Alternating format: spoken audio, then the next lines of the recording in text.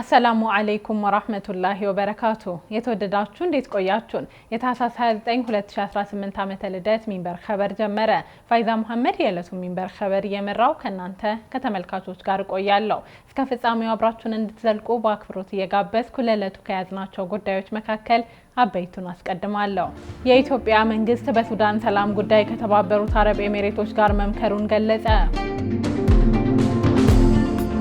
የአዲስ አበባ ምስረታውን የፊታችን እሁድ ለማከናወን ቀጠሮ የያዘው የሙስሊም ወጣቶች ካውንስል በሶማሌ ምስረታ አካሄደ። በመርዛማ ንጥረ ነገር ስጋት ሳቢያ ናንና ኤስ26 በሚል ስያሜ የተሰራጩ የህፃናት የዱቄት ወተቶችን የተወሰኑ ምርቶች ደንበኞች እንዳይጠቀሙ ኔስሌ አስጠነቀቀ የሚሉት የሚንበር ኸበር አበይት ጉዳዮች ናቸው። አብራችሁን እንድትቆዩ በድጋሚ እየጋበዝን ወደ ቀዳሚው ኸበር አልፋለሁ።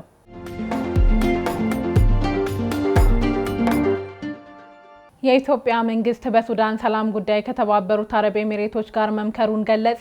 ኢትዮጵያና የተባበሩት አረብ ኤሚሬቶች አንዳቸው የሌላኛቸውን ሰላምና ደህንነት እንዲሁም የግዛት አንድነት ለማስጠበቅ ያላቸውን ስትራቴጂክ አጋርነት በድጋሚ አረጋግጠዋል። ይህ የተገለጸው የውጭ ጉዳይ ሚኒስትር ጌዲዮን ጢሞቴዎስ ከአቡዳቢ ሚኒስትር ዴኤታ ሼክ ሻክቡት ቢን ናህያን አልናህያን ጋር ከመከሩ በኋላ በጋራ ባወጡት መግለጫ ነው። ኢትዮጵያና የተባበሩት አረብ ኤሚሬቶች ሱዳንን ጨምሮ ቀጠናዊ መረጋጋት አደጋ ላይ የሚጥሉ ተግዳሮቶችን ለመፍታት ያላቸውን ቁርጠኝነትም ገልጸዋል።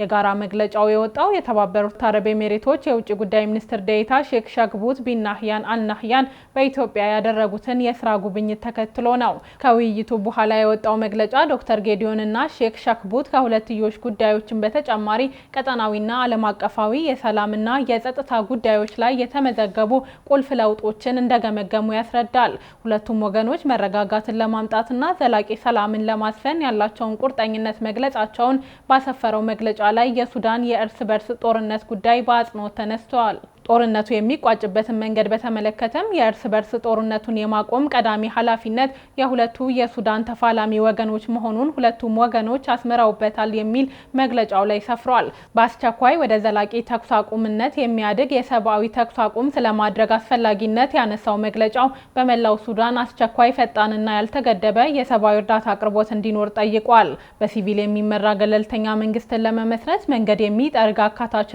ግልጽ የሽግግር ሂደት መኖሩ አስፈላጊ መሆኑንም አንስተዋል።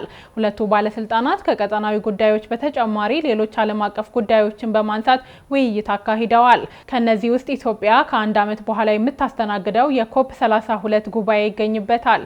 የተባበሩት አረብ ኤሚሬቶች በጉባኤው ላይ በፕሬዝዳንትነት ለሚመሩት ዶክተር ጌዲዮን ጢሞቴዎስ ድጋፏን እንደምትሰጥ ማረጋገጫ መስጠቷን መግለጫው ያመለክታል።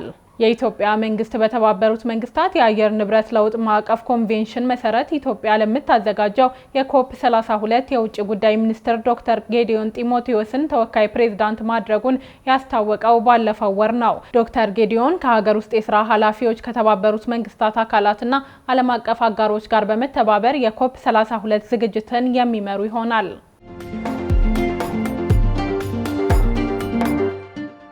የአዲስ አበባ ምስረታውን የፊታችን እሁድ ለማከናወን ቀጠሮ የያዘው የሙስሊም ወጣቶች ካውንስል በሶማሌ ምስረታ አካሄደ።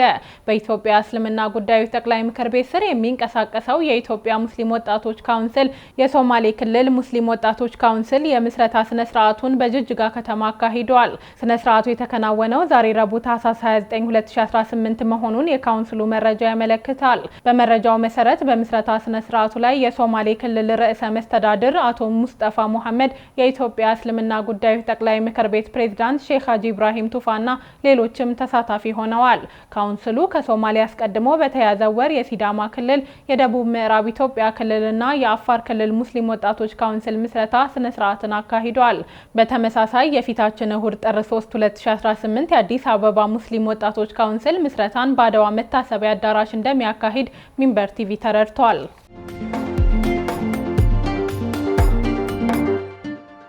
የልማት ተነሺዎች የካሳ ክፍያ በአንድ ወር ጊዜ ውስጥ እንዲጠናቀቅ መመሪያ ተላለፈ። በአዲስ አበባ ከተማ በምክትል ከንቲባ ማዕረግ የመዲናዋ ዋና ስራ አስኪያጅ ወንድሙ ሴታ የልማት ተነሺዎች የካሳ ክፍያ በአንድ ወር ጊዜ ውስጥ መጠናቀቅ እንዳለበት ገልጸዋል።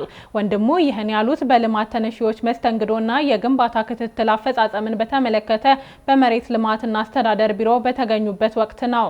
የክፍያ መጓተቱ ተነሺዎችን ለኢኮኖሚያዊና ማህበራዊ ችግሮች እየዳረጋቸው መሆኑን አስታውቀዋል።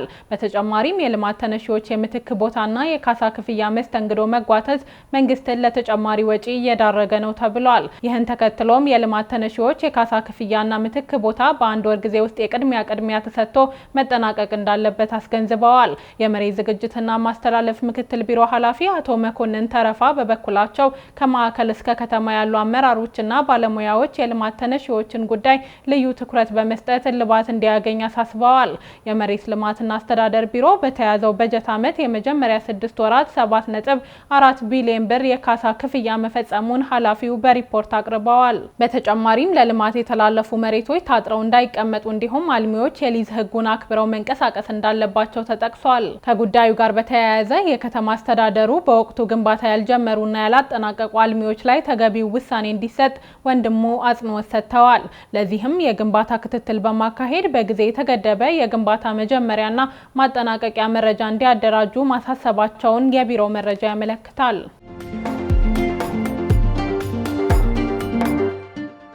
36 ከተሞች እስከ በጀት ዓመቱ መጨረሻ የዲጂታል አድራሻ ስርዓት ተጠቃሚ ይሆናሉ ሲል ኢንስቲትዩቱ አስታወቀ።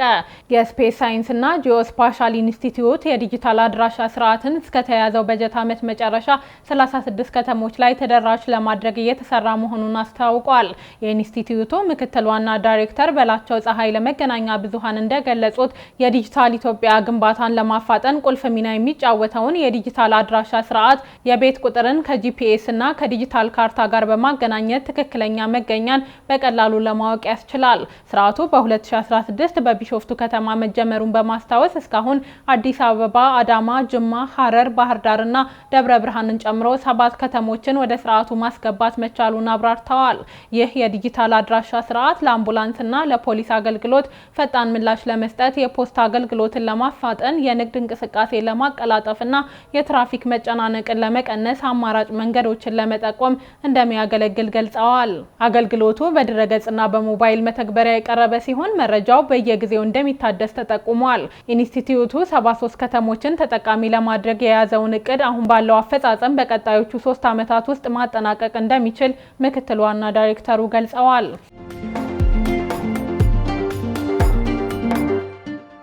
በመርዛማ ንጥረ ነገር ስጋት ሳቢያ ናንና ኤስ26 በሚል ስያሜ የተሰራጩ የህፃናት የዱቄት ወተቶችን የተወሰኑ ምርቶች ደንበኞች እንዳይጠቀሙ ኔስሌ ያስጠነቀቀ።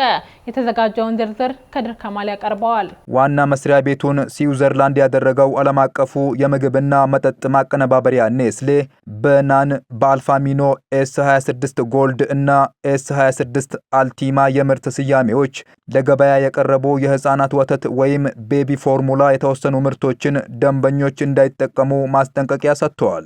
በምርቶቹ ሳቢያ እስካሁን የተመዘገበ ህመም አለመኖሩን ያሳወቀው ኩባንያው ማስጠንቀቂያውን ያሰራጨው በድረገጹ ነው። ይህን ተከትሎ የተለያዩ የዓለም ሀገሮች ዜጎች የተከለከሉትን ምርቶች ከመጠቀም እንዲታቀቡና የህመም ምልክት ካሳዩ ወደ ሐኪም ዘንድ እንዲሄዱ ማሳሰቢያ ሰጥተዋል። ከሀገሮቹ መካከል አንደኛዋ ሳውዲ አረቢያ ነች። የሳውዲ አረቢያ የምግብና የመድኃኒት ባለስልጣን ወደ ሀገሪቱ የሚገቡ የኔስሌ ህፃናት ወተቶች በናን በአልፋሚኖ ኤስ26 ጎልድ እና ኤስ26 አልቲማ የምርት ስያሜዎች የተመረቱ መሆናቸውን በመዘርዘር ዜጎች የባች ቁጥራቸው የተዘረዘሩ ምርቶችን ከዚህ በኋላ ከመጠቀም እንዲታቀቡ ማስጠንቀቂያ ማውጣቱን ሳውዲ ጋዜጣ ዘግቧል። የጥንቃቄ መልእክቱ የተሰጠው ኩባንያው በፈቃደኝነት አደጋዎችን ከገመገመ በኋላ በመጣ መረጃ ላይ የተመሰረተ መሆኑንም አክለዋል። በሳውዲ አረቢያ ጥቅም ላይ እንዳይውሉ የተባሉት የምርት ስያሜዎች በኢትዮጵያ ገበያ ላይ በስፋት የሚታወቁ ናቸው። የኢትዮጵያ የምግብና መድኃኒት ባለስልጣን እስካሁን ድረስ ምርቶቹን በተመለከተ ያወጣው ማስጠንቀቂያ የለም። ጥቅም ላይ እንዳይውሉ የተዘረዘሩት ምርቶች በጀርመን ውስጥ የሚዘጋጁት ቤባ እና አልፋሚኖ በሚል የምርት ስያሜ ነው። ማስጠንቀቂያውን ከኩባንያው ማረጋገጡን የዘገበው ቢቢሲ ምርቶቹ በጀርመን፣ ፈረንሳይ፣ ኦስትሪያ፣ ዴንማርክ፣ ጣሊያን እና ስዊድንን ጨምሮ በበርካታ የአውሮፓ ሀገሮች ተሽጠዋል ብለዋል። የህፃናት ደህንነት ቅድሚያ የምንሰጠው ጉዳይ ነው ያለው ኔስሌ በወላጆች በአሳዳጊዎችና በደንበኞች ላይ ለደረሰው ችግር ከልብ ይቅርታ እንጠይቃለን እንሰጣለን ሲል አሳውቀዋል። በመላው ዓለም የተሸጡት እነዚህ ምርቶች ከተወሰዱ በኋላ የማቅለሽለሽና የማስመለስ ስሜት ሊያስከትሉ የሚችሉ ናቸው።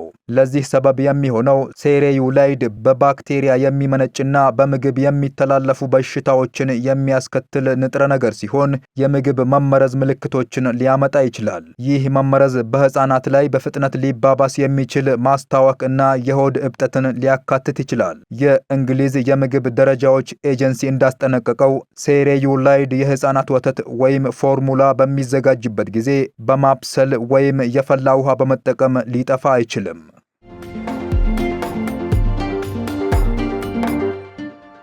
የተወደዳችሁ አሁንም የተከታተላችሁ የምትገኙት ሚንበር ኸበርን ነው። አብራችሁን ስላላችሁ ደስ ይለናል። ለሚንበር ኸበር ጥቆማዊ ማስተያየት ካላችሁ በአጭር የስልክ ቁጥር 9282 ላይ ብትልኩልን አጣርተን መልሰን ለእናንተው እናቀርባለን። የሚቀናችሁ ማህበራዊ ሚዲያ ከሆነ በሁሉም አማራጮች @ሚንበር ቲቪ ብላችሁ ብትፈልጉን ታገኙናላችሁ። ድረገጻችንን www.minbertv.com ብትጎበኙ ደግሞ አዳዲስ መረጃ ታገኛላችሁ። አሁን ደግሞ የዕለቱን አብይ ጉዳይ እናስታውሳችሁና እንመለስ። የኢትዮጵያ መንግስት በሱዳን ሰላም ጉዳይ ከተባበሩት አረብ ኤሚሬቶች ጋር መምከሩን ገለጸ። ከቆይታ በኋላ ትራምፕ ቬኔዙዌላ እስከ 50 ሚሊዮን በርሜል የሚደርስ ነዳጅ ለአሜሪካ ታስረክባለች ብለዋል። እንመለስበታለን። ይጠብቁን። ሶማሊያ የእስራኤሉን ሚኒስትር የሶማሊላንድ ይፋዊ ጉብኝት አወገዘች። ሶማሊያ የውጭ ጉዳይ ሚኒስትር ጌዲዮን ሳር በራስ ገዟ ሶማሊላንድ ይፋዊ ጉብኝት ማድረጋቸውን አውግዛለች። በሀገሪቱ ጉብኝታቸው ውግዘት የገጠማቸው ሳር ወደ ሀርጌሳ የተጓዙት ማክሰኞ ዕለት ነው። የውጭ ጉዳይ ሚኒስትሩ በሶማሊላንድ ጉብኝት ያደረጉት እስራኤል በዓለም አቀፍ ደረጃ ከፍተኛ ውግዘት ያስከተለባትን የሉዓላዊነት ሀገርነት እውቅና ለሶማሊላንድ በይፋ መስጠቷን መነሻ በማድረግ ነው። እስራኤል ለሶማሊላንድ የሉዓላዊ ሀገርነት እውቅና የሰጠችው ከ10 ቀን በፊት ነው። ጌዲዮን ሳር ከሶማሊላንድ ፕሬዝዳንት አብዱራህማን ሙሐመድ አብዱላሂ ጋር በሀርጌሳ ተገናኝተው በሁለትዮሽ ግንኙነት ዙሪያ ተወያይተዋል። የሶማሊያ የውጭ ጉዳይ ሚኒስትር አብዲሰላም አብዲ አሊ የጌዲዮን ሳር የሶማሊላንድ ጉብኝት ተቀባይነት የሌለው ጣልቃ ገብነት ሲሉ ጠርተውታል።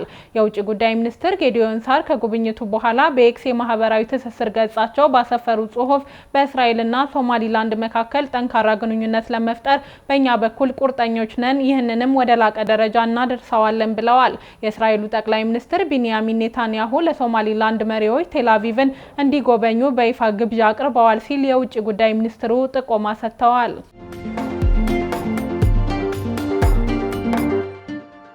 ሳውዲ አረቢያ የተባበሩት አረብ ኤሚሬቶች የሶሪያ የድሩዝ ተገንጣይ ቡድኖችን ትደግፋለች የሚል ውንጀላ አቀረበች። ሳውዲ አረቢያ በሶሪያ የሚገኙ ተገንጣይ የድሩዝ ማህበረሰብ አባላት ትደግፋለች ባለቻት የተባበሩት አረብ ኤሚሬቶች ላይ ውንጀላ ያቀረበችው በቅርቡ ሳውዲ አረቢያ በየመን በፈጸመችው የአየር ጥቃት ሳቢያ በኤሚሬቶች የሚደገፉት የደቡብ የመን ተገንጣይ ቡድኖች ከፍተኛ ጉዳት መድረሱን ተከትሎ ሁለቱ ሀገሮች ከገቡበት ወታደራዊ ፍጥጫ በኋላ ነው። እንደ ሲኤንኤን ዘገባ ሳውዲ አረቢያ የተባበሩት አረብ ኤሚሬቶች በሶሪያ ከሚገኙ ከድሩዝ ማህበረሰብ አባላት ጋር አንዳች ዓላማ ላይ የተመሰረተ ጥብቅ ግንኙነት ፈጥራለች የሚል እምነት አላት። ለዚህ ማሳያ በሚል የቀረበው አንዳንድ የድሩዝ ማህበረሰብ መሪዎች ከተባበሩት አረብ ኤሚሬቶች ጋር በግልጽ ስለመገንጠል ውይይት አድርገዋል የሚል ነው። ሳውዲ አረቢያ ይህን እንቅስቃሴ ለሶሪያ አንድነትና ብሔራዊ ደህንነት ቀጥተኛ ስጋት ነው በሚል በአዎንታ አልተመለከተችውም። ሳውዲ የአቡዳቢን ተሳትፎ በቀጠናው አለመረጋጋትን በመፍጠር የደህንነት ስጋት የሚደቅን መሆኑን ትገልጻለች። በዘገባው መሰረት የተባበሩት አረብ ኤሚሬቶች እንቅስቃሴ የደቀነው ስጋት በሶሪያ ብቻ የተገደበ አይደለም። ወደ የመን፣ ሱዳንና ወደ ተቀረው የአፍሪካ ቀንድ ሊዘልቅ ይችላል። ከዚህ ባለፈ የሳውዲ ባለስልጣናት የአቡዳቢ ተጽዕኖ በደቡብ በኩል ያለው ተገንጣይ ኃይሎችን በመደገፍ ከሳውዲ አረቢያ በምዕራብ በኩል እስከሚዋሰነው ቀይ ባህር ድረስ ተጽዕኖውን በማጠናከር ለአካባቢው አለመረጋጋት መንስኤ በመሆን ለሪያድ ብሔራዊ የደህንነት ስጋት ይደቅናል የሚል እምነት አላቸው።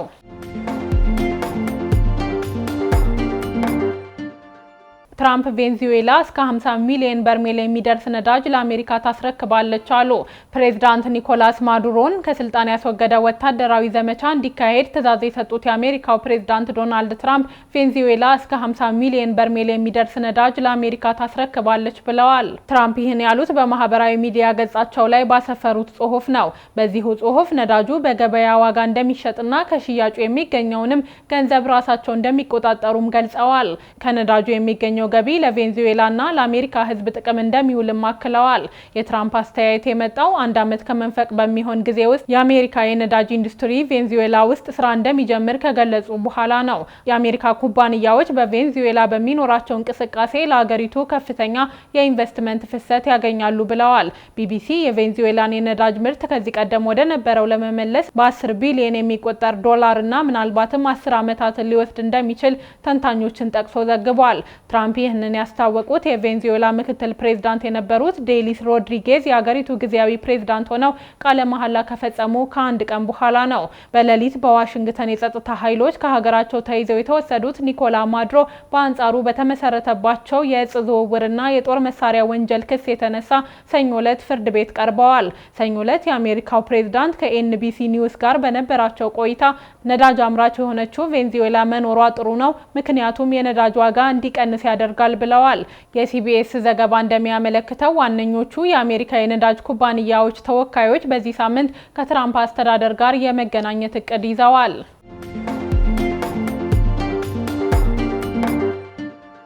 ውድ ተመልካቾች ለዛሬ ያዘጋጀነው የሚንበር ኸበር በዚሁ ተጠናቀቀ። ፋይዛ መሐመድ አብሬያችሁ ቆየው። ወሰላሙ አለይኩም ወራህመቱላሂ ወበረካቱ።